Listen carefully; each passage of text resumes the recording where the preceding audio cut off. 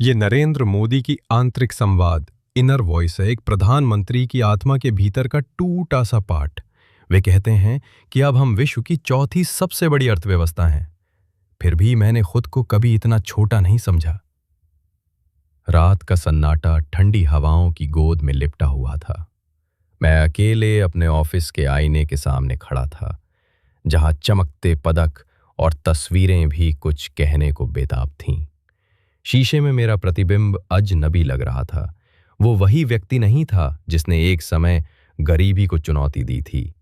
चंद्रयान ने अंतरिक्ष की ऊंचाइयां छुईं, पर क्या हमारा 8वीं कक्षा का बच्चा एल्जेब्रा की बेसिक इक्वेशन तक हल करना जानता है? गर्व और ग्लानि की आवाजें एक ही समय में कानों में गूंज रही थीं। मैंने अपनी ही सोच को टोकते हुए दर्पण से आंखें हटा ली।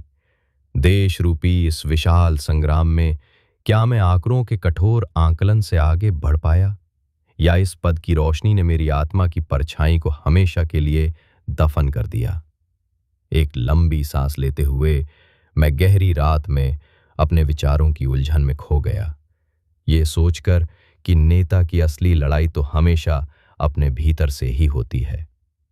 मैं अपने दिल में एक अजीब सी गरिमा महसूस करता हूं। 80 करोड़ लोगों को तक अनाज पहुंचाना, यह मेरा सबसे बड़ा गौरव है।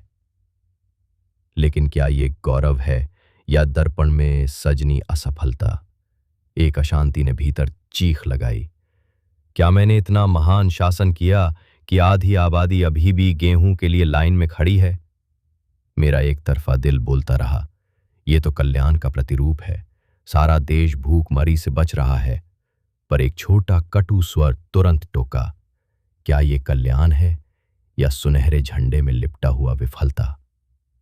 धर्मशाला की यादें मेरे कानों में गूंजने लगी। जिस दिन मैंने खुद शहर के गरीब इलाकों के भूखे बच्चों के चेहरे देखे थे। एक मासूम ने पूछा था, मोदी दादा, हमें कब तक राशन मिलेगा? मैं चुप हो गया था, क्योंकि मैं गर्व में जवाब नहीं दे सकता था। अधूरे सपने, अधूरे आंकड़े। मैंने सोचा, एक हाथ में चांद्रयान की झंडियां, दूसरे में भूख की पुकारें, इन दोनों का मेल कहाँ बैठता है?